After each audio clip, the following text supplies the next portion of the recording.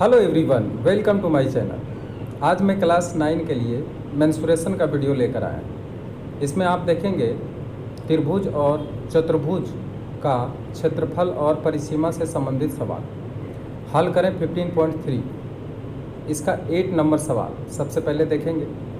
8 number सवाल में देखिए क्या कहा है कि यदि एक रोम्बस की परिसीमा 20 सेंटीमीटर और एक विकर्ण की लंबाई 6 सेंटीमीटर हो तो रोम्बस के आकार का क्षेत्र का क्षेत्रफल कितना होगा।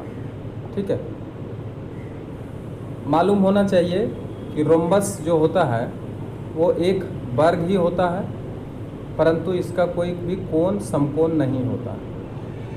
तो सबसे पहले एक हम रोम्बस बना दे रहे हैं। आप इस रोम्बस को देखिए, इसकी चारों भुजाएं आपस में बराबर होती है, परंतु कोई भी कोण इसका समकोण नहीं होता है। मान लिया जाए ए बी सी डी एक क्या है, रोम्बस है। इसका परिसीमा दिया है तो एक भुजा हम निकाल लेंगे, क्योंकि इसकी चारों भुजाएं आपस में बराबर होती है, यानी चार भुजाओं का योगफल बराबर 20, इसलिए एक भुजा हम निकाल सकते हैं। ठीक है, 4 से भाग दे करके निकाल लेंगे एक भुजा।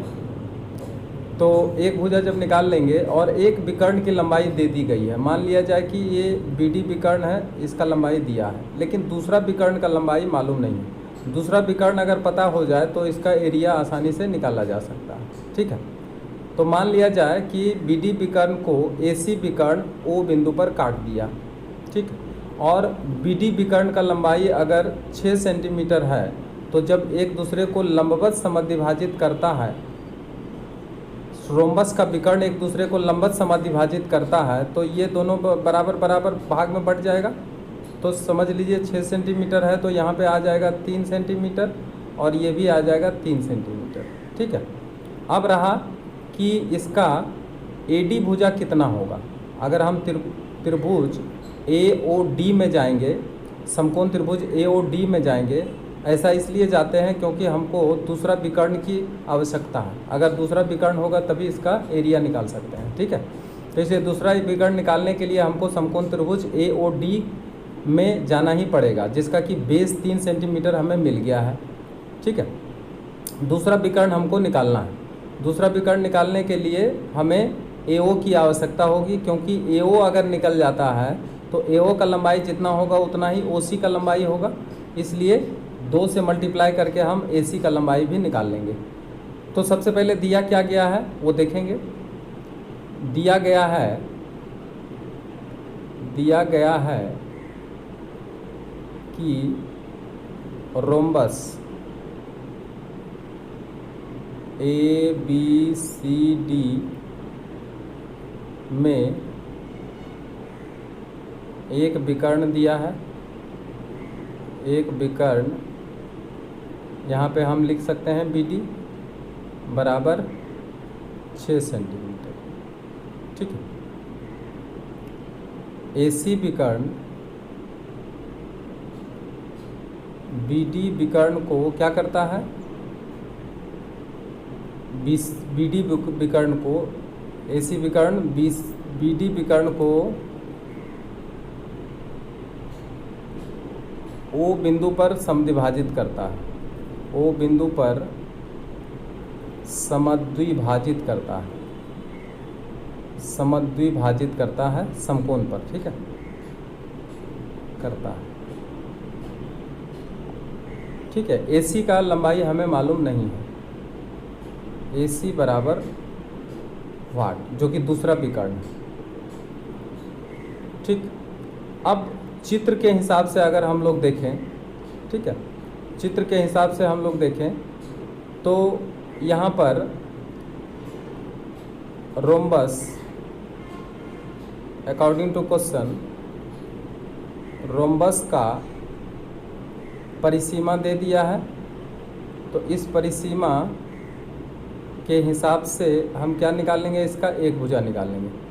इसलिए 4 गुना एक भुजा, किसका, रोम्बस का एक भुजा बराबर 20 और एक भुजा बराबर 20 डिवाइडेड बाय 4।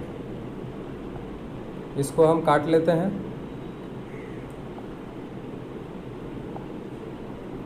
इसको अगर हम काट लेंगे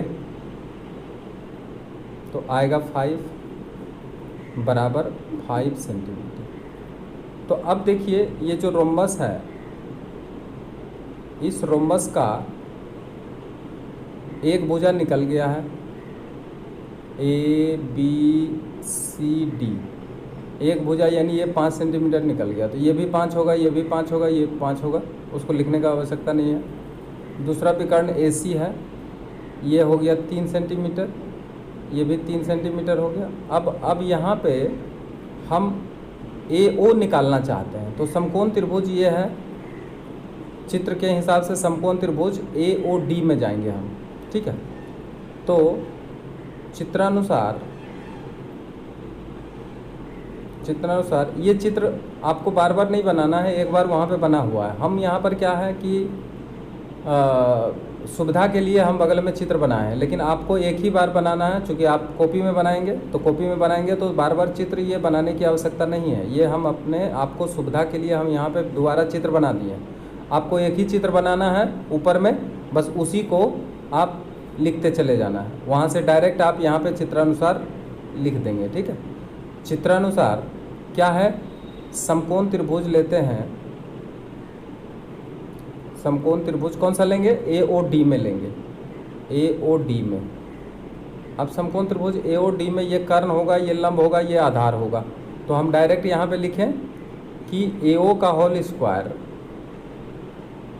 बराबर AD का होल स्क्वायर, यानी कर्ण स्क्वायर माइनस आधार स्क्वायर होता है। लंब स्क्वायर बराबर क्या होता है, कर्ण स्क्वायर माइनस आधार स्क्वायर, इसलिए इस हिसाब से AD का होल स्क्वायर माइनस OD का होल स्क्वायर लिख देंगे, ठीक है। अब देखिए हमको AO मालूम नहीं है, जिसे कि हमको निकालना है, क्योंकि यही अगर निकल जाएगा तो इतना ही बड़ा कौन सा होगा, इतना ही बड़ा होगा OC, यानी AO के बराबर होगा OC। AO बराबर AD के जगह पर हम क्या बैठा सकते हैं, देखिए यहाँ पे कितना लिखा हुआ है, 5 लिखा हुआ है, तो 5 का होल स्क्वायर लिख देंगे, माइनस OD के जगह पर कितना लिख देंगे, 3 का होल स्क्वायर लिख देंगे, और इसको होल स्क्वायर कर होल अंडर रूट कर देंगे। एक मिनट, अभी अंडर रूट नहीं करते हैं क्योंकि यहाँ पे स्क्वायर दिया हुआ है, इसको हटाएंगे तो उस समय हम कर लेंगे, ठीक है। अभी फ़िलहाल रहने देते हैं इसको, अभी इसको सॉल्व करिए, बाद में कर देते हैं। और AO का होल स्क्वायर बराबर 25 माइनस 9 और AO का होल स्क्वायर बराबर 25 में 9 घटा देंगे 16। अब जो है अगर AO निकालना चाहेंगे तो इधर रूट डाल देंगे, ठीक है। और AO बराबर 4 सेंटीमीटर। तो अब बताइए अगर AO 4 सेंटीमीटर हुआ तो दूसरा विकर्ण कितना हो जाएगा, 8 सेंटीमीटर हो जाएगा, ठीक है। इसलिए लिखें दूसरा विकर्ण AC बराबर, इसलिए दूसरा विकर्ण AC बराबर 4 + 4 बराबर कितना, 8 सेंटीमीटर, ठीक है। इसलिए रोम्बस का क्षेत्रफल बराबर 1/2 गुना विकर्णों का गुणनफल। अब दोनों विकर्ण हमको मिल गया, मिला कि नहीं मिला, बराबर 1/2 गुना पहला विकर्ण 6 था जो दिया हुआ था, और दूसरा विकर्ण 8 अभी हम लोग निकाले हैं, 4 से काटें, कितना आ गया, 24 वर्ग सेंटीमीटर। तो ये जो 24 वर्ग सेंटीमीटर आया, यही क्या है, रोम्बस का क्षेत्रफल। इसलिए रोम्बस का क्षेत्रफल बराबर 24 वर्ग सेंटीमीटर, और यही हो गया आपका आंसर। क्लियर है, क्लियर है ना। आगे बढ़ा जाए। अब देखिए 9 नंबर का सवाल आया है, एक ट्रेपीजियम आकार के क्षेत्र का क्षेत्रफल 1400 वर्ग डेकामीटर है। अब देखिए यहाँ पे एक ट्रेपीजियम है, ठीक है। ट्रेपीजियम किसको कहते हैं, वैसे चतुर्भुज जिसका कि एक जोड़ी समानांतर भुजा हो और दूसरी जोड़ी असमानांतर भुजा हो, ठीक है, तो उसी को कहते हैं ट्रेपीजियम। इसकी समानांतर भुजाओं के बीच की दूरी दे दिया है 20 डेकामीटर, और समानांतर भुजाओं की लंबाई दे दी गई है, लंबाई नहीं, लंबाई का अनुपात दे दी गई है कितना, 3:4। तब कहता है कि दोनों भुजाओं की लंबाई ज्ञात करें। अब इसको बनाने के लिए पहले समझिए कि एक ट्रेपीजियम है आपके पास, ऊपर वाला छोटा है और नीचे वाला बड़ा है। समानांतर भुजा ऊपर और नीचे हम रखते हैं। ये देखिए ए बी सी डी, ये क्या है? ट्रेपीजियम है। ये समानांतर किसका है? इसका है। ठीक है। अब यहाँ पे देखिए अनुपात में जब देता है तो हम इसको सेंटीमीटर डेकामीटर में अगर लिखेंगे, यहाँ वर्ग डेकामीटर में एरिया है तो इसको डेकामीटर में लिख सकते हैं। तो x जब दे देंगे तो इसको डेकामीटर लिख सकते हैं, डेकामीटर, और ये हो जाएगा 4x डेकामीटर। ठीक है। x इसलिए मानते हैं क्योंकि ये रेशियो में है। अगर रेशियो में नहीं रहता, डेकामीटर ही रहता, तो हम लोग ये बैठाते। ठीक है। अब कह रहा है ये दोनों के बीच की दूरी, इसका मतलब ए बिंदु से हम क्या करेंगे, BC पर लंब डालेंगे, तभी इन दोनों भुजाओं के बीच की दूरी प्राप्त होगी। मान लिया जाए कि ए हम क्या किए हैं, एक लंब खींच लिए हैं। इसका लंबाई कितना है? 20 डेकामीटर। ठीक है। अगर वास्तविक भुजा की लंबाई प्राप्त हो जाए AD और BC का, तो इसका एरिया निकालना बहुत ही आसान है। 1/2 इंटू समानांतर भुजाओं का योग इंटू ऊंचाई। ऐसा अगर हम सूत्र बैठाते हैं तो इसका एरिया निकल जाता है और इसका लंबाई चौड़ाई भी पता चल जाता है। तो यहाँ तो क्या है, एरिया दे ही दिया गया है, केवल हमको लंबाई चौड़ाई का अनुपात निकालना है। ठीक है। तो अब यहाँ पे लिखेंगे ट्रेपीजियम ABCD में AD अनुपात, अब चित्र आ गया है इसलिए हम इसका व्यवहार कर सकते हैं, 3:4। माना AD बराबर 3x डेकामीटर मान लेते हैं, इसलिए बोलिए BC बराबर कितना हो जाएगा? 4x decametre. अच्छा, समांतर भुजाओं के बीच की दूरी, लंबवत दूरी, समानांतर भुजाओं की लंबवत दूरी बराबर कितना है? 20 डेकामीटर। ये भी दे दिया, 20 डेकामीटर दे ही दिया। ठीक है। और अकॉर्डिंग टू क्वेश्चन इसका एरिया भी दे दिया। अकॉर्डिंग टू क्वेश्चन ट्रेपीजियम का एरिया दिया है,